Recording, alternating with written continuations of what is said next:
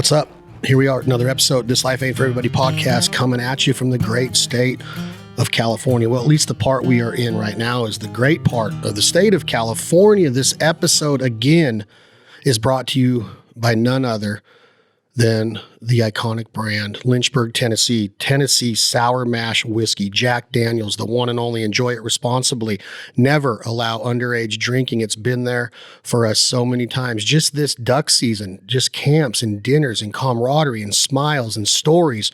I love it. We do not abuse it. We do not take it for granted for what Jack Daniels does for conservation and our lifestyle of being the American hunter, the American fisher, the American conservation, and the American provider. Today's episode of This Life Ain't For Everybody podcast is also brought to you by our friends out of Durham, California, G-Ratt Baits.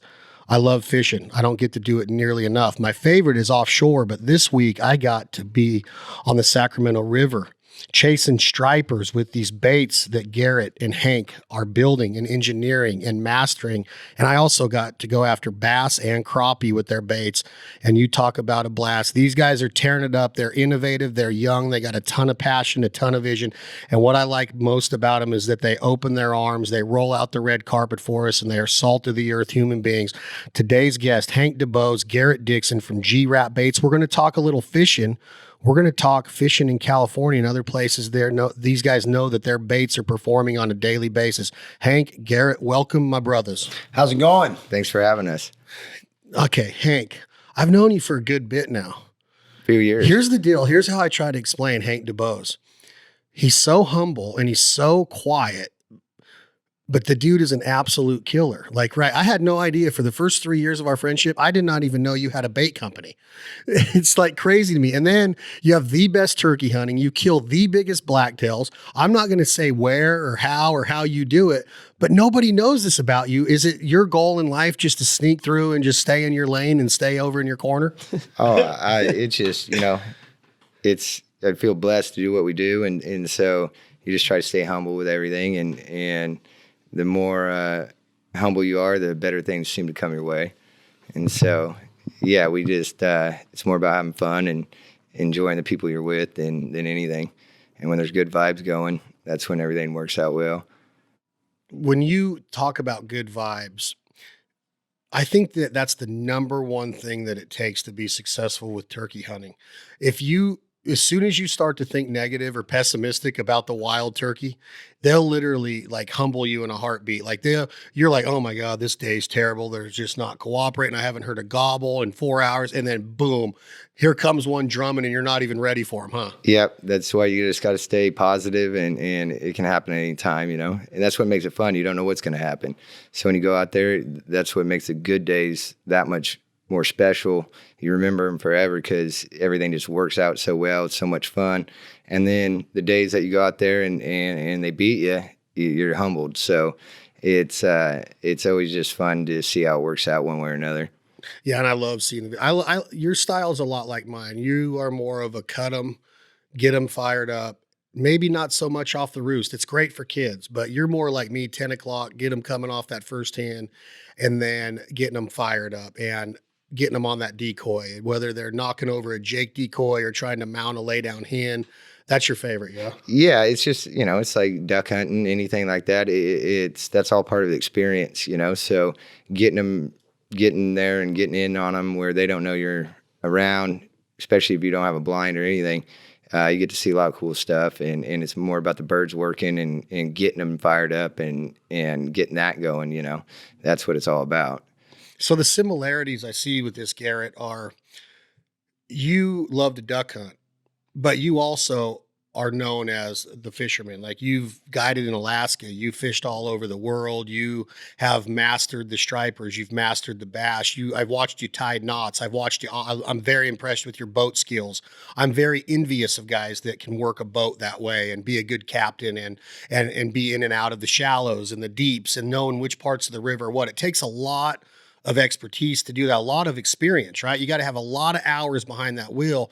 But thinking about what Hank just said about turkey hunting, it goes for fishing too, because as soon as you're like, oh my God, 600 casts today, we haven't got a nibble. And then as soon as you sit there and you're not paying attention, you're humbled, right? You're surprised, and you've got to stay on the ready at all times, right? Right. That's just it in fishing, like you got to know what, you're fishing for and know your surroundings and what the capabilities are in the water that you're fishing. And once you know that and believe in that, the rest will come. You got to just be yourself and fish your water and fish what you know, not worry about anything else or what's happening, and just go as hard as you can at what you love to do. And that's how I've done it with fishing and ducks and everything in my life, including our bait business. I just go as hard as I can and the rest follows. And I want to try to stay as humble as I can with it and just take one day at a time and one step at a time. And that's really the basis of it, and I've put, I don't know how many hours on the water, but hundreds of thousands, that's what I've done my whole life is fish. And I try to take every day as a learning experience. I don't want to not learn anything on any trip out. Every time I fish, I learn something every day. It's not ever taken lightly. Like the littlest things mean a lot to me in fishing. So I pay attention to all of that. And I do the same with our business and with hunting as well. And that just seems to work out. Let me ask you this, Garrett. A lot of times when fishermen get hot or hunters get hot, the first thing that comes to mind is, I'm not telling you where I'm at. I'm not telling you what I'm using. I'm not telling you anything that I'm doing to get these fish. And there are some guys out there be like, oh man, I've been throwing this and I've been doing this, and they're open book about it. But what happens when, are you prototyping these and you got this idea for a bait, and then you and Hank talk, or you started before you met Hank? Are you prototyping them? You're like, man, I'm having some success on this deal. What makes you want to take it to market and show the world how you're catching all these fish? Because that's the way I see it, is like, you guys are onto something and you're hammering them, or is that not how it starts? Because at the end of the day, if you asked Hank and I, our number one goal with our bait business and everything is we want everyone else in the world to have the same success we do. We don't want people to go out there and have to use a special bait or be able to use it a special way. Our goal is to have anyone that wants to fish our bait be successful with it. And that's why we want to share it with the world. Is that kind of right, Hank? Yeah, we love it. My favorite part is when we get to see people go out and they catch their personal best, whatever species they're going after, on our fishing lures. That's what makes it a lot of fun for us. That's what I enjoy the most. That's the most rewarding part about the whole thing, is putting a bait that's good enough to catch those big fish, and watching just your average everyday guys, blue collar fishermen, go out there and have success. Sack them up. And are you seeing this consistently? Because I remember when we started Banded, and you start to get those pictures of guys with ducks in your waders or a jacket or a beanie on, and then same with kind of jargon calls. You get this picture of a guy with a strap of ducks. They're like, best duck call I've ever had, easiest blow, whatever they're saying, right? We're by no means the best. We don't sit there and say, hey, we're reinventing the duck call, because there's guys like a guy from this area right here, Joe Lairs, is one of the masters of all time, the best of all time, probably, when it comes to machining and figuring out how to make a duck call different and being badass. Our waders, they were pretty, innovative with what Christian Curtis and Eric Larsgaard did in the design of that. Are your baits different than what's out there? Because a wader could be a wader. There could be the mindset of like, as long as I don't get wet, I'm good, right? Or a duck call could be a duck call. I've been blowing this Loman right here, this Falks for years. I'm going to keep doing it. Is your bait that much different that when people fish with it, they're like, holy smokes, dude. The way it swims, the way it acts in the water. Yeah, there's a lot of glide baits out there, but we really focused on bringing those custom glide baits, some of the features off those custom glide baits, to the majority market and the everyday fisherman, where they don't have to spend $100, $150 to get a good glide bait that size with the features we have on it. We want to bring that to everybody. And so they...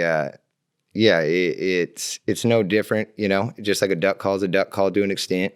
But we have worked very hard to make it where the average fisherman can pick it up and use it and make it work correctly. And so, we love it when kids, women, anybody with little experience fishing can go out and catch fish on it. That's what we were shooting to do. Yep.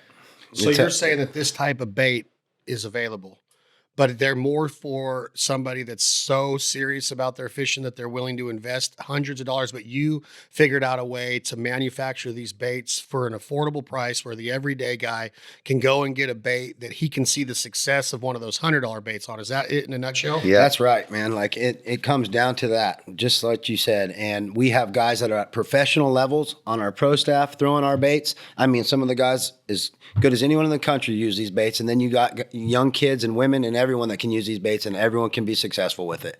And that's what we're after, is everyone to succeed and doing it at an affordable price. Not everyone has lots of money where they can just go and afford these high dollar baits. If you got a, average guy might only have an extra $50 or $150 after a paycheck. He can go right out and pick up one or maybe two of these and then still be able to carry on. So that's kind of our standpoint behind it. What were you saying, Hank? Yeah, we just really focus on the blue collar fishermen. That's the people that we built this bait for. We really worked with our factories to ensure quality and strengthen our product, and so we really want to give that value to them. That's who we are. We have normal jobs doing normal stuff. So the blue collar fisherman is who we target far as we want this bait to work for them the best. 100%. Okay, so the bait that I'm holding in front of me right now, you guys will see it on the Foul Life social media, and This Life Ain't For Everybody social media. I'm holding what these guys have named the Sneaky Pete. I think that I heard you guys nickname this the Bone the other day. Is this the one you were referring to as the Bone, the color of the bone? Yeah. So this is the Bone Color Sneaky Pete. The tail is awesome on this. It's a realistic tail that is rubberized? Rubberized, interchangeable. Rubberized, interchangeable to where you can change out colors. 7 different Okay, colors. so teach me something, both of you, real quick. Let's start with stripers. This out here is, stripers are rockfish. They come from the Chesapeake Bay, the inlets of Maryland and the Eastern Shore. I've caught them over there a lot of times, and they're awesome eating. I've never seen them the size of what you guys catch out here. I don't want to talk about any of your secrets, but I want to be educated on what is this bait doing once it goes underwater? When you cast it out on a bait rod, okay, or a spinning reel, right? You can do both. Yep. Or is it heavy enough where it falls on its own? Do you have the leader, and do you have some weight on there? And what is going on under the water to make that fish go, holy, I'm going to eat that thing? Does it make noise? Does it smell different? Because on the packaging, it says something about scented tail. So teach me what's going on once that bait hits the water. How far is it falling? And what is that fish experiencing with it? Absolutely. So the bait is a glide bait, which is a hard-bodied swim bait. And more than our bait does have scented tails, but more than anything, what a glide bait does is a glide bait imitates a real bait fish. And a bait of 8 inches has what we call drawing power. And large swim baits will draw fish. In clear water, they can see it. It's realistic. And fish like to feed on above them. They'll feed above them almost 80% of the time. So when that bait's swimming, it's drawing those fish. It's a real powerful tool in your arsenal. A lot of other baits, they won't draw that fish to just keep chasing it and chasing it. As that bait swims and glides fluently through the water, it keeps those fish intensely chasing it. And then with a long cast made, it gives a fish a long time to chase that bait. And 60% of the time they chase it down and they bite it. That's the basis behind its glide bait, is just imitating a bait fish that's either wounded or just swimming casually through the water. You can take our bait and you can speed the reel handle up and it'll imitate that fleeing bait fish. Then you can throw it out there and cast it on just slow, lazy reel cranks and just create a bait fish swimming on the water column that's just doing his thing. And up above in the surface, fish will come up and eat them. And for whatever reason, big fish like to eat glide baits. It's a larger meal. It fills them up. They can eat once and be done. They don't have to keep feeding. It always has been a fish catching machine since they've been out. And our bait really cuts well in current. That bait will really work extremely well in current. The shape behind it seems to excel in currents. It works great in lakes. We got an interchangeable tail, like he said, comes with the rotating hook hangers, all around. Fish catching machine. What do you mean by feeding above the bait? Well, Does that mean that it comes up to feed? Yeah, 'cause if So you- it feeds above where they're at. If you look at a fish's eyes, they're on the top of the head, like the striper or the largemouth, and so they're designed to be looking up when they're laying down there about what's above them. And with the slow sink rate that we have, it holds it above them longer, so it's not falling below them. And so it just holds it up in that strike zone, that sight zone for them for a long time. Yep. And so that fish is always, are they on the hunt? Or are they woken up? Are they down there? You can trigger them. You can trigger. You can trigger them with a bait like that. Well, they're opportunistic animal. You know, they're a predator, so they're just like all predators. You know, there's times that they're more aggressive and they're on the bite more and they're hungry and they're out searching and hunting. But then there's also times when they're laying there and they're not necessarily on the hunt. But if especially on the bigger size, because they get a good sized meal and they don't have to work that hard for it, they're going to take it. And so that's where you want to be able to move it slow and keep it in that sight zone, in that strike zone for them as long as possible. Keeping that bait up above fish is key on these kind of baits. So if we're fishing in, let's say, a cut of the river that's 15 feet deep, I don't even know if it gets that deep. Is that a normal depth in the sack? How deep is Oh, it? absolutely. We have holes 18, 20 feet 30 deep. feet, 30 35 feet. You cast it out there. How long do you educate me on the reel-in process of this kind of bait? Do you let it fall on its own for a certain amount of time and let some line out, or do you automatically start reeling in as soon as it hits the water and keep it at that? Or educate me, or you just see what the fish want? It depends on where they're laying in that hole. If they're down towards the bottom, you know, and the clarity of the water isn't that great, then yeah, you need to let it sink a little bit and get down there and where they can see it. But if they're, you know, if your hole is 30 feet deep and they're laying at 10 feet down there, 15 foot deep, then yeah, you don't have to let it sink that far. If you got good clarity of the water. Absolutely. That's just, he said it about right.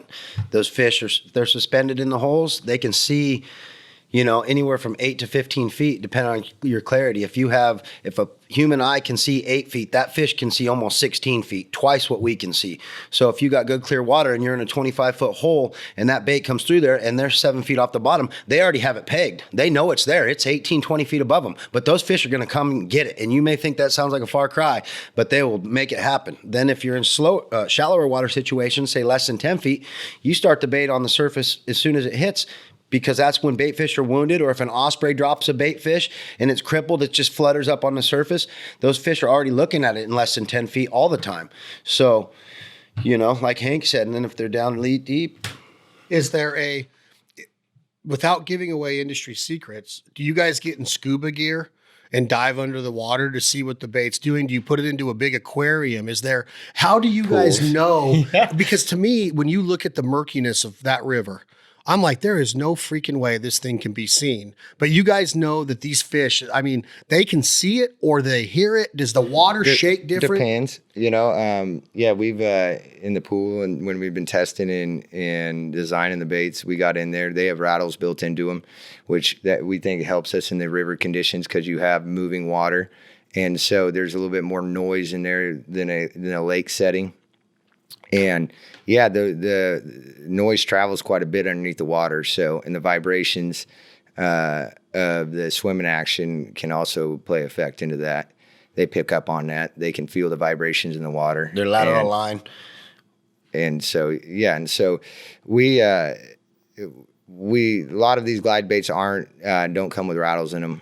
And so, which, like I said, in the river conditions gives us an advantage, we think. And that's why in the currents and in the faster water, we've had a lot of success.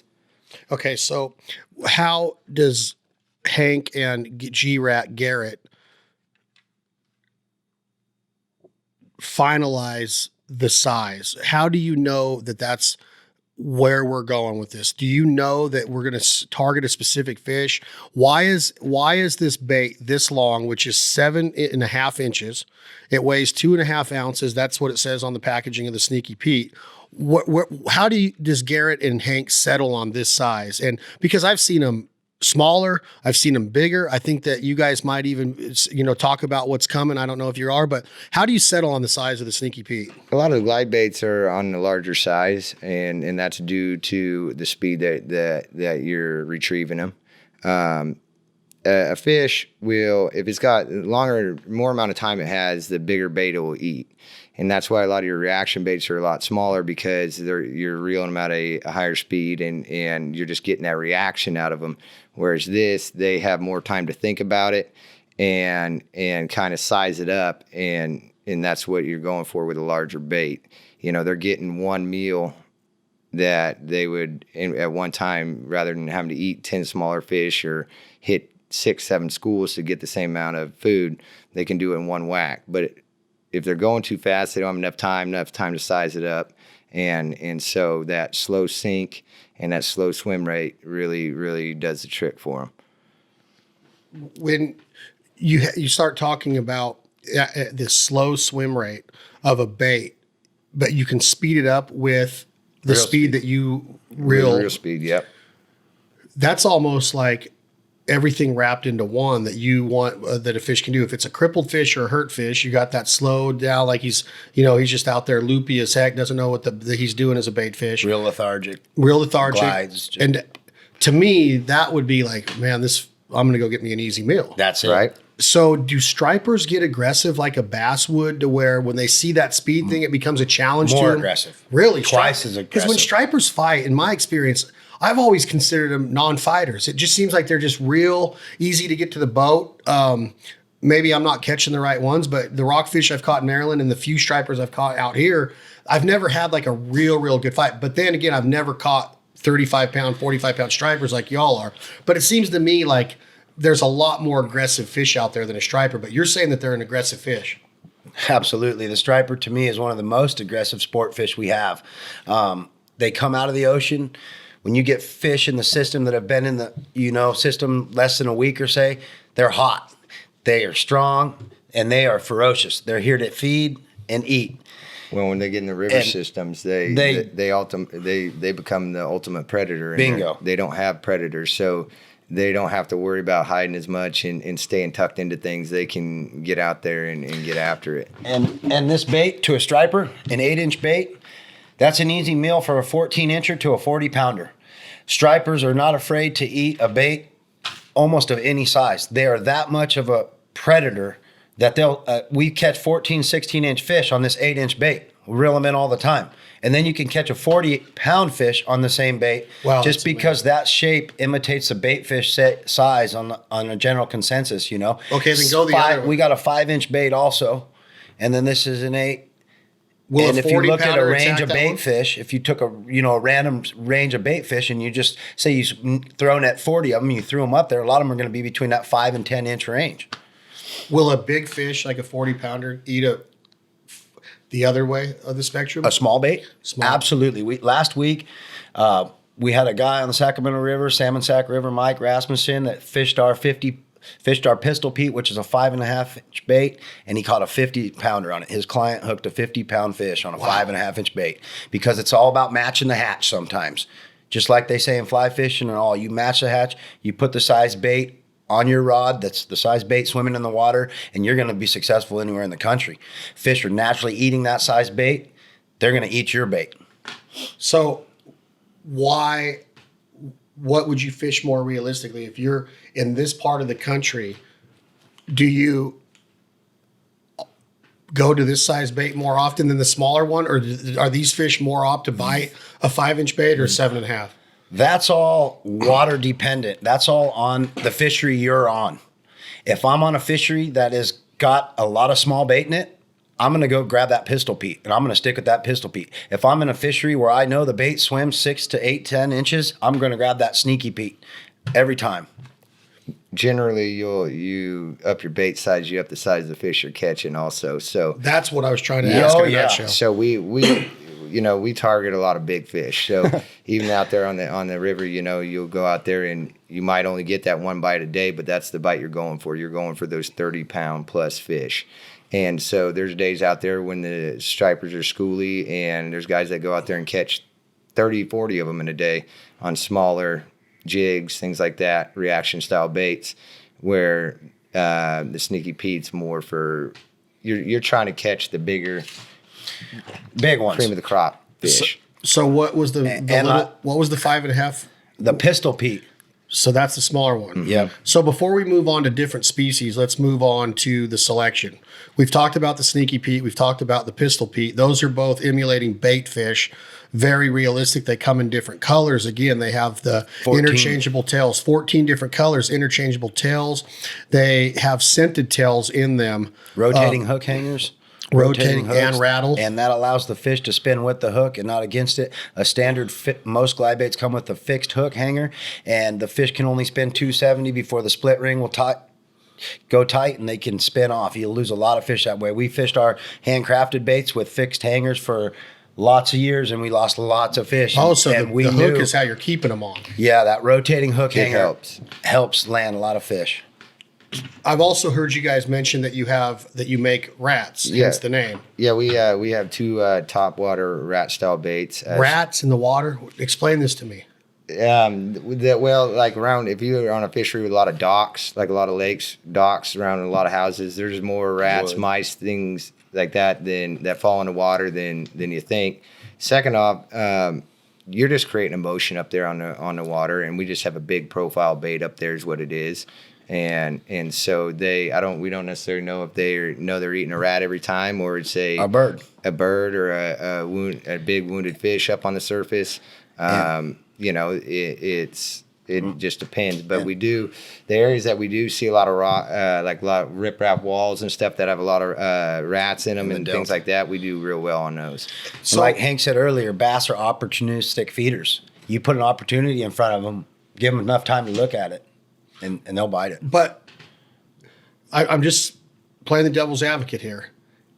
Are you just trying to catch a fish based on curiosity, or as a perfectionist, like I would assume you guys are, what the heck would you ever throw a rat in the water for? Is that just getting lucky that they're going to bite it based on they're just not that smart of a fish because they're like, well, that's something I've never seen before? Because you just said 5 minutes ago, Garrett, that you're trying to match the hatch like you do in fly fishing with a nymph or a dry fly. Is it on top water? Is it swimming under?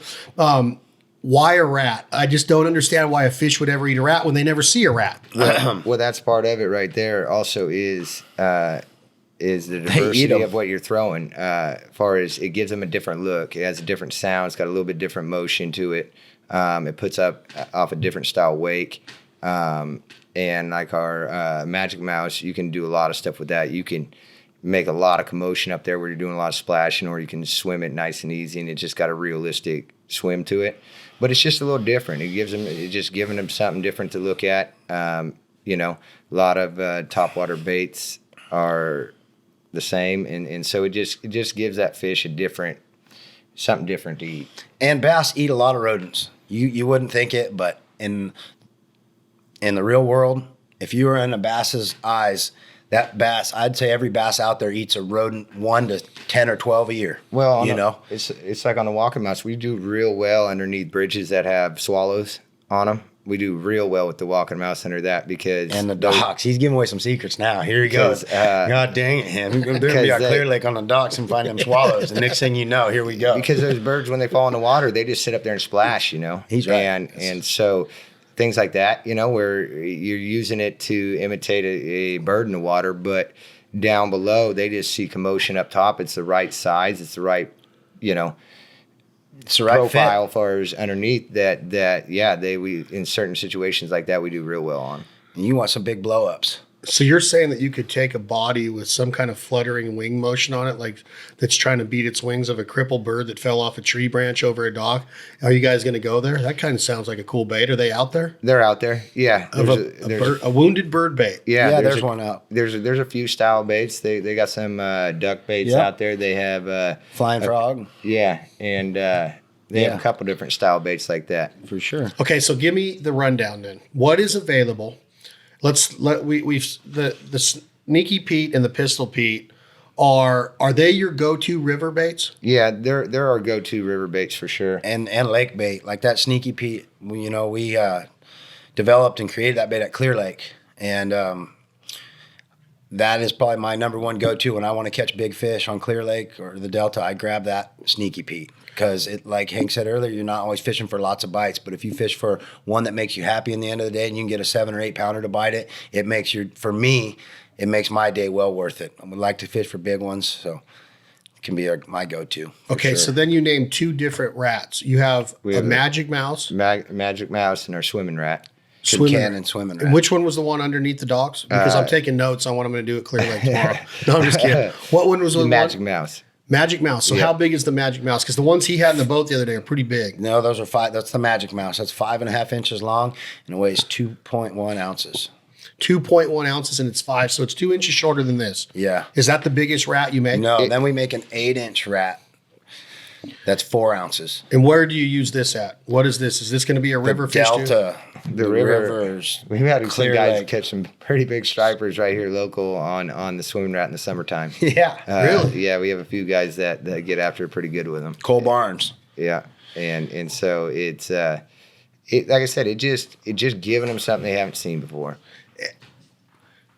You got the Pistol Pete, you got the Sneaky Pete, you got the Magic Mouse, you got the Swimming Rat. And the Wild Willie. We got a Wild Willie. And a Willie Jr. And those are a walking bait, a stick bait. Topwater walking baits. For bass. For bass stripers. Any species. A lot of species bite topwater. A lot of times, some of the videos I've seen of, before we transition into other species, of topwater schools of stripers just going nuts. Like, it's really like powerful to see. I think the last one that I saw was maybe Lake Powell. I don't know if you guys have fished Lake Powell ever, but their stripers, I've seen like just huge schools of them feeding on topwater. What are they doing in that instance? Is it just bait that got to the top of the water, or is it bugs hatching, or what are they eating at that time? The stripers, the fish will corral the bait, and they'll push the bait, and they'll get them in big packs, and they push them to the surface, and the fish literally has to jump out of the water to try to flee from all these fish, and the stripers will sit underneath it, or bass. Several different species of fish will treat bait fish the same way. They do it in saltwater also. They trap the bait and they push it to the surface and they can just eat it.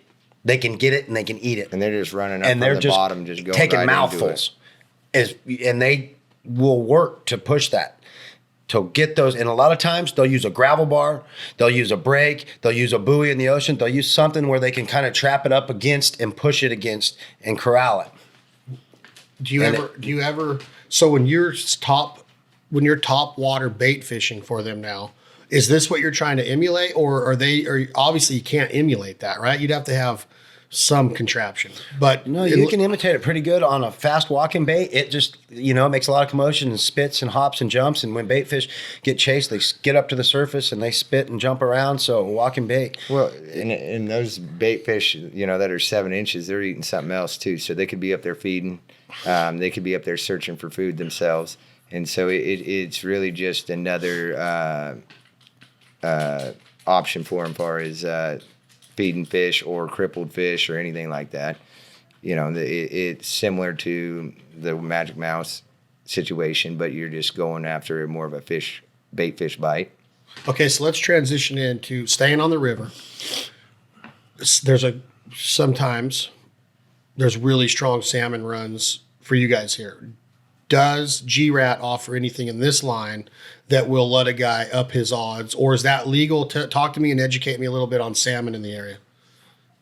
Well, salmon, you could legally fish for salmon with our baits, absolutely, and I think our baits will catch salmon.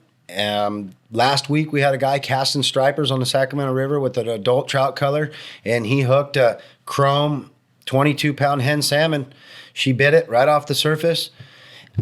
We've had a few guys that we wanted to explore that avenue. So Hank painted up some chrome and green Sneaky Pete's, like a quick fish, because for years, the sought after bait for back trolling salmon is a K16, K15 quick fish. Well, our bait will cut water and works like a quick fish in similarity. So we painted some up, and you can take them and back troll them. And, that avenue still not been explored a whole lot, but it could work. And we've had some people stop by some of the booths at shows that are from Alaska that took interest and thought that they could troll them and be successful on salmon with them doing that as well. So it's something that's not been taken over We got a few guys over on Tahoe trolling them for Mackinac. Yep. We had a guy stop by the shop a couple days ago. He's going over to Pyramid. He's going to troll them over there. So we got a guy that goes, Kevin Matson goes to the White River and fishes brown trout with them on that 8-inch bait and the AU color. And So are you guys going to smashes come them. out with these silver ones for salmon with all the salmon fishermen? In I the don't world? know if they're going to bite it as well. That's all a trial and error thing, I think. kinda. Yeah. I mean, we're up for anything kind of thing, but we're just trying to give our guys around here more options. Okay, another species on the river is on where y'all live, where you're all born and raised, is the sturgeon. I've had some awesome sturgeon fishing trips in Oregon and Columbia Basin, Umatilla, before they even, had outlawed it around the dam at Umatilla, which I caught several 12-footers there. But I am not a fisherman. I was invited out. I couldn't even tell you what we caught them on. I don't even remember. This was 8, 10 years ago, 12 years ago. Can you legally fish for sturgeon with G-Ratt, and will they bite this kind of bait?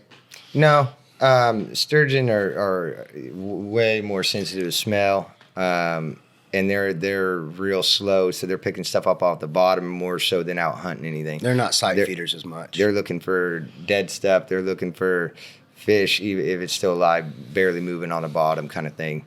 They're not necessarily out hunting. They're more out scavenging. That's exactly right, like a catfish.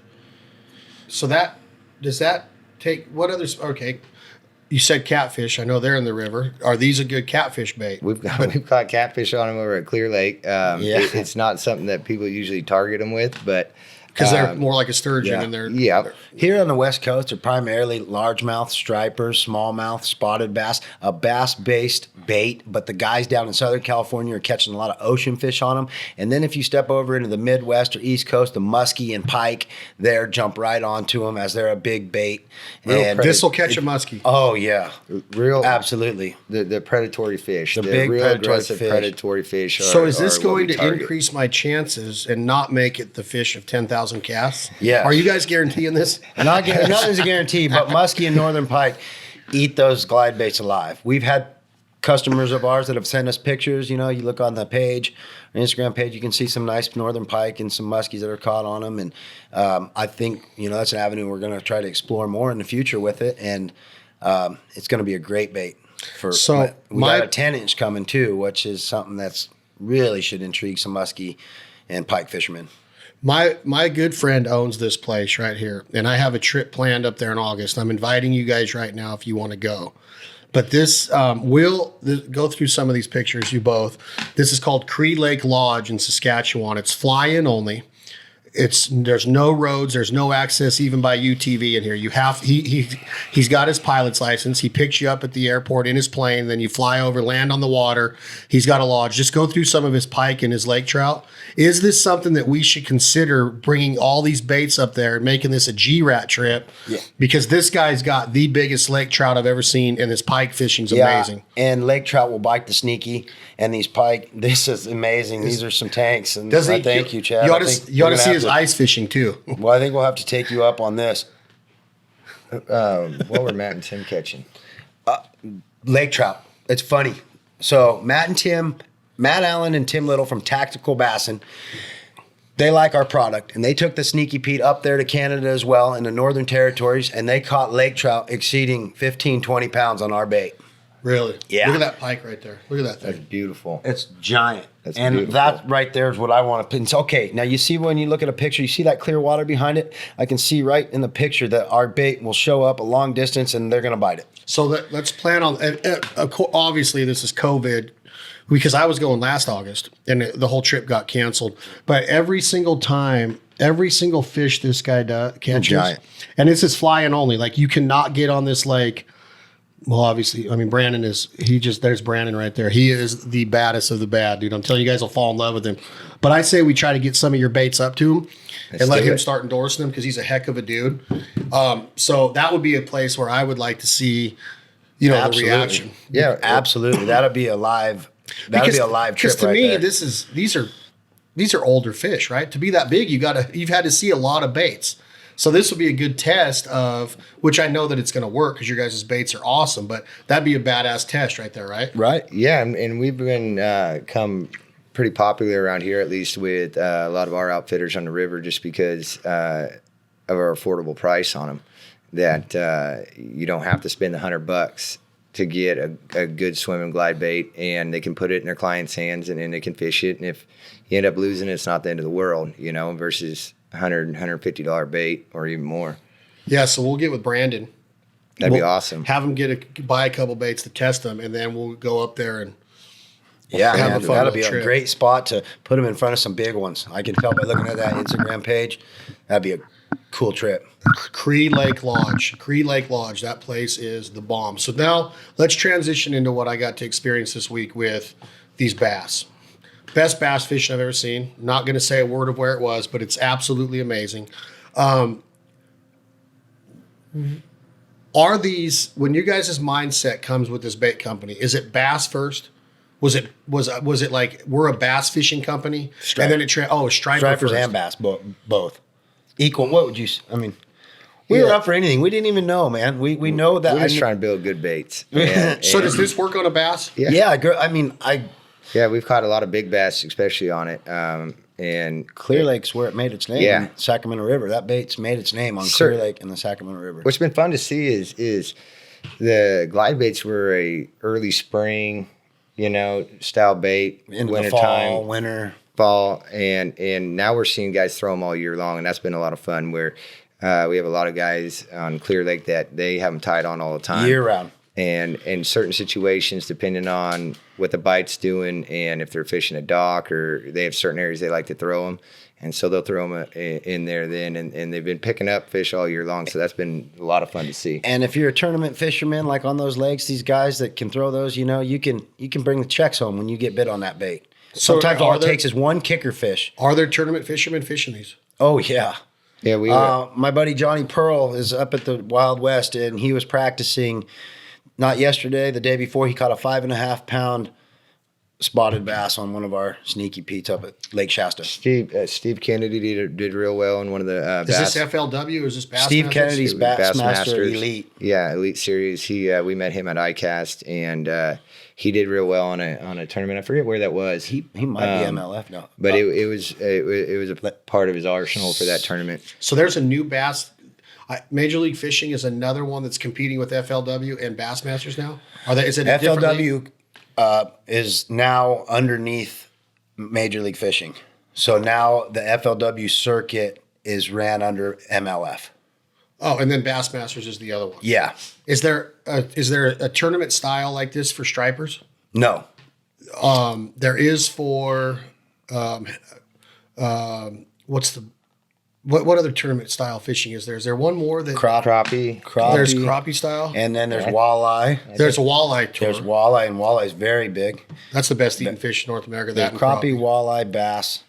Those are about the three. And then obviously there's, Redfish hoist. Yep. Yeah, Redfish, they have a pretty good series. and then They there's host tournaments. sailfish and marlins. Yeah. Yep. So now could an offshore guy be successful on sales with these baits? We haven't really tapped into the market. We don't have a lot of experience there.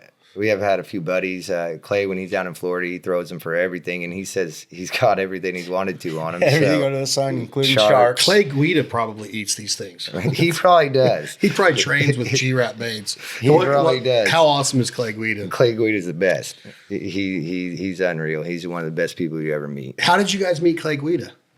Well, I guess we were at a show at Sacramento ISE show in 2018, and I was working at the booth, and about 5:30 at night, I looked down, and he came around the corner of the booth, and that's where I met him. Oh, he was there working with Chad Mendez in the Mendez well, booth. and Clay's got his Gills and Thrills things he's With doing. Mendez, yeah. Yeah, and so I met him at a UFC fight in Vegas. Yeah, is where I met him, and we kind of hit it off there, and yeah, so ISE was a couple weeks later. So it kind of That's another unassuming part of you, Hank, is that you don't look like you. Like I would walk up to you in a bar and be like, "I'll whip your ass," and then I would get throttled. But like you're a world class wrestler, state badass, and now you have this huge infatuation with MMA. You go to all these fights. You're probably training underground, where Garrett probably doesn't even know about it. You'll just tie us in a knot, huh? Oh, no, I wrestled in high school and I love the sport of wrestling, and MMA is kind of that professional sport for it, and I just think it's the ultimate sport. Wrestling's the best. Yeah, it's mano a mano. Do you follow it? Oh yeah. Did you see David Taylor and Oh, yeah. and Jordan this week? Oh, 4 yeah. to 4. Oh yeah. I hate Does that he style follow of it? You scoring. should hear But these guys when they get I've on. been watching Him and- Taylor and all those guys. Have you listened to Burrows. David's episodes on here? Oh yeah, He's Oh, yeah. coming on. He's coming on Monday to talk about the Jordan Burroughs match. Yeah, and see, and it just to be a wrestler, especially on that level, you just got to be so mentally tough and God, different. It's brutal, and so I just have a lot of respect for that, and I just think that it's neat that they it's a mental battle as much as anything. It's a lot of physical, but guys like him have to be so mentally tough in between cutting weight and preparing, and then you're out there on stage and you're by yourself and you're going toe to toe with somebody else that's been doing the same thing, training hard, doing all that. So yeah, it becomes a mental game for them, and it's a lot of fun to watch those guys. And that's why a lot of them love to hunt and fish, because it's a mental game. It might not be as grueling of going 5 rounds with Chuck Liddell and getting your face beaten off, but the mental part of fishing and staying optimistic. Because dude, we fished for 6 hours, 5 hours the other day and caught one fish, but that one fish brings you back to the water. But like Garrett alluded to earlier, I have the mindset of, if I do 2 things when I go out on a hunt, whether we get them or not, I'm going to learn something and I'm going to get work done. We might take the picture of our life out there with no birds. We might pick up on a decoy spread of, what if we would have done this? What if we would have hid this way? We didn't. What if we would have done this with this wind? What if we would have done this with this kind of, the amount of birds in the area? So you're always trying to be shifty. You're always trying to say what's next and be one step ahead of them. So I always have that mindset as, hey guys, today sucked, but we're going to get work done. And that's what kind of separates the guys that get it and the guys that don't. If you hang your head and you're like, son of a bitch, I'm not going until this, I'm not going again until it gets right, you're never going to be successful. You got to go through a lot of failures to become successful. Yeah, and that's kind of how we look at life in general. Bingo. It is like that right there, where there's not going to be an ideal time for anything, or you got to kind of make stuff happen. And if you're negative about it, you're doomed from the start. You're already out of the game. If you don't keep that positive attitude up, you're not going to make it through the hard times or the struggles that do come. You're not going to get that great picture on a day you didn't kill any birds, because your mind's not in it. Your mind's not in it, and you're looking at it like nothing good can happen today. Nothing good's going to happen out of this. You're not playing the cards that you're getting dealt at the moment, so some days you don't kill any birds, but the scenery is just unreal, and the people you're with are fantastic, and so you make the best out of it. And the other part of it is like what we talked about the other night at dinner was, you're on a boat that long, and you have the mindset to be shut down or shut off or turn the world off or shut the world out because you're not catching a freaking fish. Who gives a shit in the big picture? It's the stories, the memories, and the doors that can open, the friendships that can evolve. But if you turn into that guy that becomes negative Nancy, like, and hang your head, and I'm not going to say that I've never done that. Like, I've gotten to the point where I'm just like, holy shit, all this investment, all this money out here every day. You start to think different when it's a business. But you guys are in the fishing business now.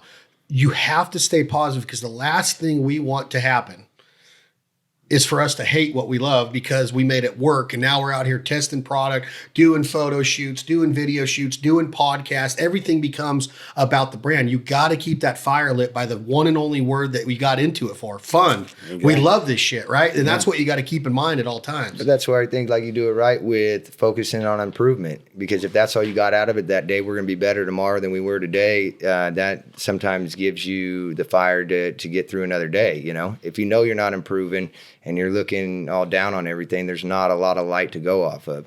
But if you had a bad day, but you say you learned this, this, and this, and we're going to be better tomorrow, you got confidence going tomorrow that you might not have the hunt you want, or work might not work out the way you want that day, but you're better at it than you were yesterday.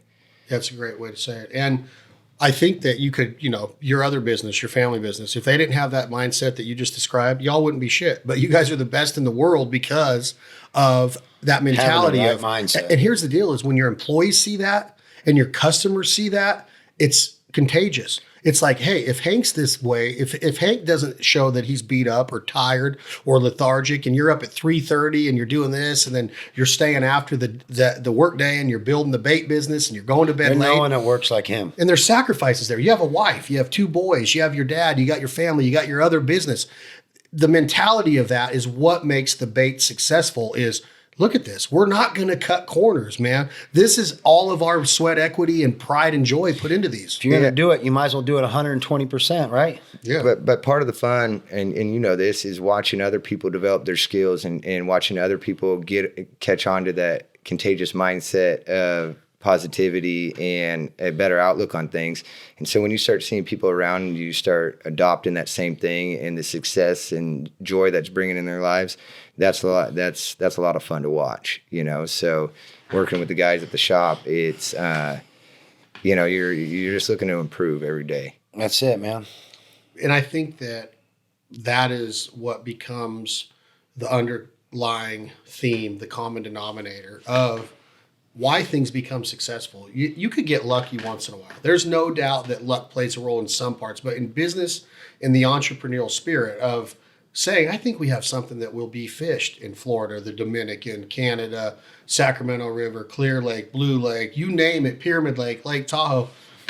You're not, everybody can look at it now 4 or 5 years down the road and how many baits are out there, but they don't understand that without that positive mindset of what wrestling teaches you. Because I'm an athlete. Like I'm not saying I'm an athlete, like look at me. I'm saying like I played football, I played baseball, I played soccer once in a while, I played basketball a little bit.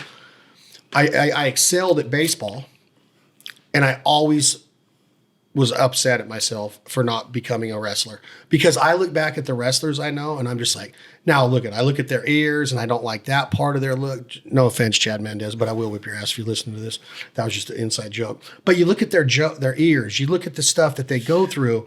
It's not easy, but I always wanted to be one because of this, the mental mindset of what it teaches you. A lot of leaders out there have this, the CEO mentality. If you go to college coaches like Gable or Kell or Chill, and John Smith at Oklahoma State, if you go and talk to these guys and you talk to them about the people that have come out of their wrestling programs, the young men and women that have participated in their wrestling programs, you're going to see that a lot of them are leaders now. They have businesses, they have great families, they're great employees for somebody. They go on to excel because that mindset keeps them there. Discipline. Yeah, and once you find success with something, you can apply the same style of doing it to other things. You know, you can apply a successful mind for baseball, because when you're a pitcher and you're staring at the batter, you're the batter staring at the pitcher, there's a lot of mental stuff going on there, and you got to remain in that mental zone. And so you learn to apply it to your everyday life. You learn to apply it to work, to businesses, to whatever you're doing, and it helps you everywhere. I agree 100%. And I think that as you guys continue to grow G-Ratt, you're going to continue to strive because of that, where it's easily taken for granted. You could get up tomorrow and say, oh, I don't feel like working. And that's when you start to fail. And that pessimism or that negativity or that unsuccessful day can lead to a day of like, you know what? And we talked about this the other night. People call it FOMO, or the fear of missing out. It can go both ways. You got to balance it. There's a such thing as going too hard, letting the mind rest, letting the body rest, putting the right things into the body. We have a lifestyle to where we could party every night, and it's hard not to, because this lifestyle is so fun. And I'm in different camps all the time, and different people and partners and sponsors and the network and celebrities and musicians, and I'm humbled by all of it. But the mindset has got to be, hey, there's got to be a balance here. You got to be able to sit down and go to business. You got to go to work. And that's why I think that the bait company of where you're at in such a fast period of time, and where you're going and what's getting ready to pop and who you're surrounding yourself with, that's a badass feeling. And it's got to be celebrated, but it's also got to keep You got to stay humble with it and keep on the grind. You can't let it go to your head and think that, oh, we're doing this and that. No, we don't. We're not where we want to be. We want to keep going. And most of all, we want our customers happy. Well, I'll never forget when we went to ICAST for the first time. We were just starting off. We just got onto like mass production scale. And we walk in there, and we're walking past Rapala and Costa and all these big Oakley, all these big booths, big companies, and Strike King, everybody's there. And we're walking through them all, and we're headed to the back where our booth is, you know. And you start to doubt yourself a little bit, you know. You're like, what in the hell are we doing here? Like, what are we even thinking doing this? Like, we're here trying to, you know, play against these guys. But if you believe in what you're doing and you believe in what you're producing, then, you know, it gets you through those times of that self-doubt of you know, looking at everybody like that. So it's easy to stay humble when it wasn't too long ago that we were in that situation where we were nervous, you know, we were intimidated. That's the greatest feeling, though, to know that you have, like he said, we're either going to get off that plane. You hold it forever, you know, and if you hold on to those things, that's when those lessons learned kind of thing, you know. And the one great thing about working in the fishing industry is everybody that we've met has been awesome. We've met so many good people and had so much fun with so many people through the bait shop. People take us under their wing, open up the doors to us. You know, any resources that they've had, they've let us piggyback in on them with them. And so it's just been a humbling experience the whole ride. So it's pretty easy to stay grounded. Which is what we started this conversation with, about your humility, and that nobody really knows what y'all are doing. I know that you guys have your baits, and I know that they're out there and people know them, but they really don't know how good you guys are at what you do, because you really don't have that mindset of it's about us. It's about the product and it's about the brand, and nobody's bigger than that brand. And that's what I always get caught up in, is like, people don't believe me that I'm just an average duck hunter, like average at best, because I can kill them in Arkansas when I get invited on private woods. The mallards are going to the trees. I can shoot a duck at 8 yards over a spinning wing decoy that's allowed on private property in Arkansas. I can call okay, but I'm with guys that can call unbelievable. And then I can go to North Dakota and shoot them in a cornfield with thousands of mallards coming off the Missouri River. But it's because Jordan Sargent invited me to his network, his boots on the ground. So it's never me wanting to go like, oh yeah, we're killing them because we're the best. Are you kidding me? There's so many 8-year-old kids in Arkansas that can outblow a duck call better than me. And there's so many duck hunters, millions of duck hunters in the world that are way better than me. And there's millions of fishermen out there that are better than you guys. And that's not the mindset of saying we're the best fishermen. We're not even saying we're the best bait. We're just saying that we have a different mousetrap here, and it is working. Yeah. 100%. Well said. And we feel grateful for everybody that buys our baits and takes them out on their days off and fishes them, or, you know, goes and hits their spot with them.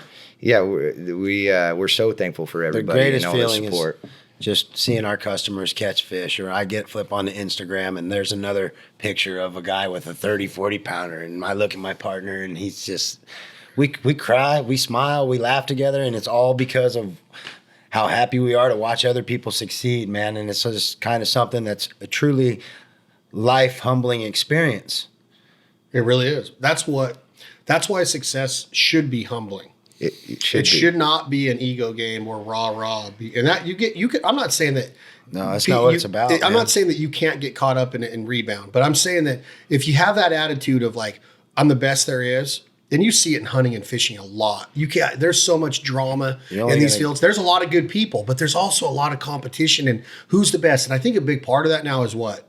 Social media. Right? It's like social media has made everybody living their best life. And if they're not putting up a pile pick or a 30-pounder pick or the success, life isn't easy. Life can be a mother, you know what. But those guys that are putting those 30-pounder picks and those piles up, they've earned it.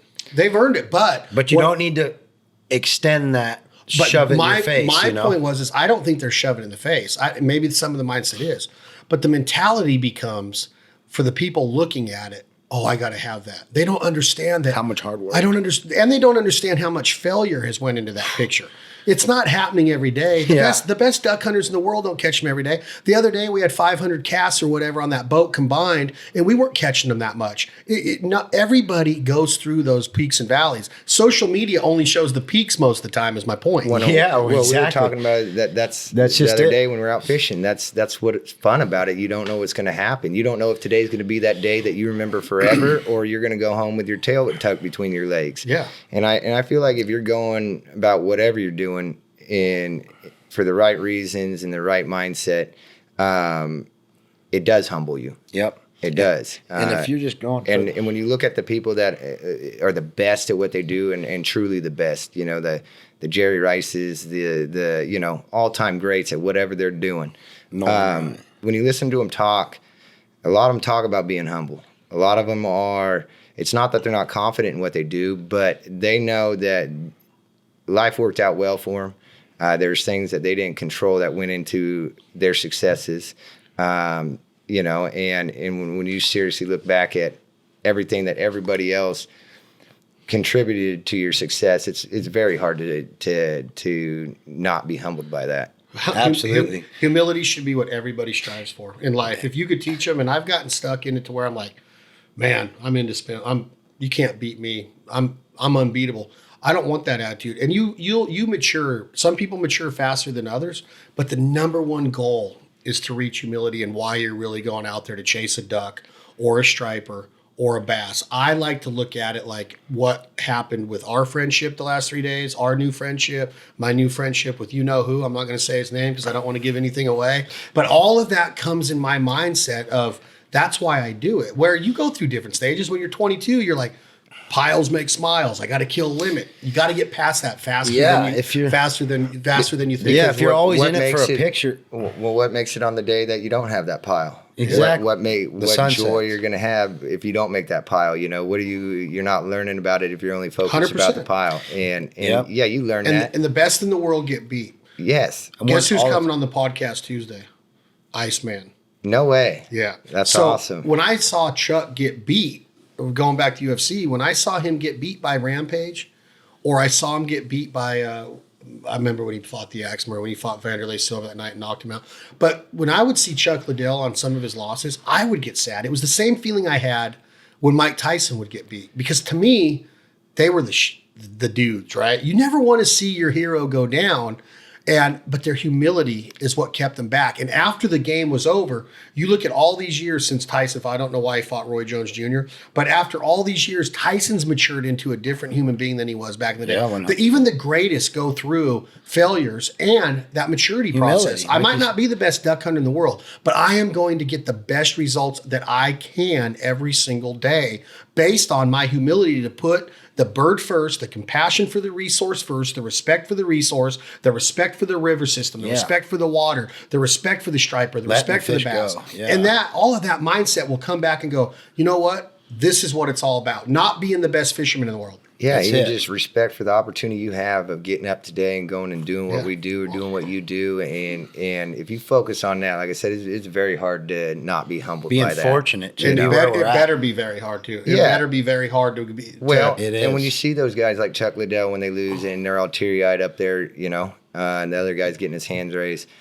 I always like that because you just get to see how much they care. You get to see all that hard work. You know, that's what you're seeing coming out of them at that point, and you know how much they've sacrificed for that moment, and it didn't go their way, and how much it hurts that loss. You know, 5 months of training camp could end with one right hook. and when you see that pain on their face, you know how much they care. You know how much efforts they've been putting into everything, and I always have a lot of respect for that. I always enjoy that part of it. And it's better to know what that is. Like, I know how hard you guys worked on the river the other day. My mindset is like, dude, this was unreal. I got to see Casey and Tommy have a blast, and Jay just have a blast. And not one time since they've left did any of those guys from Jack Daniels go, man, that day so worse. Not one of them even brought it up. They had. I'll show you the text messages from. They're like, best trip of my life, unbelievable time. Tommy literally told me that was the best trip of his life. That's Think awesome. about that. awesome, Yeah. dude. It was That's incredible. It was the worst the duck hunting has been all year. It was the worst the goose hunting has been all year. We caught one striper in 4 hours, and it was the best trip he's ever been on. Around good But people and think good about vibes, that. It's dude. like even hearing him talk about turkeys, you know? It's like I want him to come back out here. Oh, he already said he is. Yeah, no, I want him to come back out here because he's fun. He's passionate. vibes. He's passionate. You know, when he sees those birds and he gets excited, he's fun.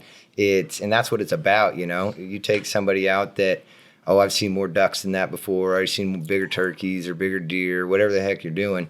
That takes a lot of the fun out of it, you know. Having guys that just enjoy it and appreciate it still, that's the most fun people to spend a day on the woods with or a day on a boat with or anything. 100%. All right, let's end it like this. You first, Garrett. last cast of your life. The guy tells you, whether it's the good Lord or somebody tells you, you never get to go fishing again.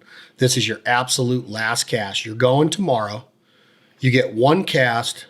What bait is it? What species are you targeting? And how does it go? I already know. Sneaky Pete, throwing our bait in the hitch color, Sneaky Pete on Clear Lake, my home lake, right in front of Rodman Slough. And it's for a largemouth? Yep. Hank, same question. Last cast. I know his.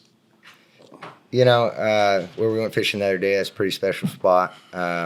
But really, for me, it'd be about who was with me doing it more than what fish I was catching. Good answer. Who you with?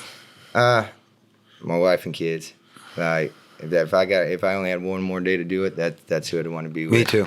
And I wouldn't care if we were catching crappie, panfish, whatever. Like it would be more about who you're with and overall experience. Speaking of that, and I love that answer, we have to get some of these crappie in a pan. We just have to. I can't stand to see those things let go. I can't do it anymore, guys. I literally am just like irking, being like, and the guy, our camera guy, producer, he's from the South, and he thought we were absolutely out of our minds the other day by letting him go. We can't do that much anymore. No, I'm just messing with you, dude. I was thinking about getting the pan out the other day when we got on them. Oh, my gosh. Because, I want to do that. They are so freaking good. And I've heard nothing but good things about them, so... That's Garrett Dixon. That's Hank DeBose. G-Ratt Baits on Instagram at G-Ratt Baits. G-R-A-T-T-B-A-I-T-S. G-Ratt Baits. Look at their baits online. Is it grattbaits.com? grattbaits.com, your nearest retailer. They got big things happening at retail. Mom and pop stores, independents, the big boxes. G-Ratt, they're the best I've ever thrown. I am not the most experienced fisherman in the world, but these baits make me feel like I am. Today's episode of This Life Ain't For Everybody podcast, again, was brought to you by our friends Lynchburg, Tennessee, the one and only, the most iconic brand in American history, in my opinion, maybe besides Budweiser, maybe besides Harley Davidson, but Jack Daniels is the most tattooed brand in the world. Did you guys know that? There's more Jack Daniels branded tattoos in the world than Harley Davidson. So think about that when you're going to buy your whiskey. Enjoy it responsibly. Never, ever allow underage drinking, and don't take it for granted that we're going to wake up on this side of the dirt tomorrow. Live every day to the fullest. Today's episode is also brought to you by our friends, Durham, California. You heard them here today. Hank DeBose, Garrett Dixon, G-Ratt Baits. We're humbled to be a part of their success. Clay Guida, good luck in your upcoming fight. All of the UFC fighters coming up in the next week. Stay safe, stay humble, and good luck in the octagon. Tom, Jake, hit that button. This song is called What You Gonna Do When the Money's All Gone, written and performed by my man, a.k.a. Haas, Leith Lofton. Y'all take care. We're all equal, that's what I think. I don't believe heaven has a bank. Make good use of your time on earth, and don't make a dollar bill all it's worth.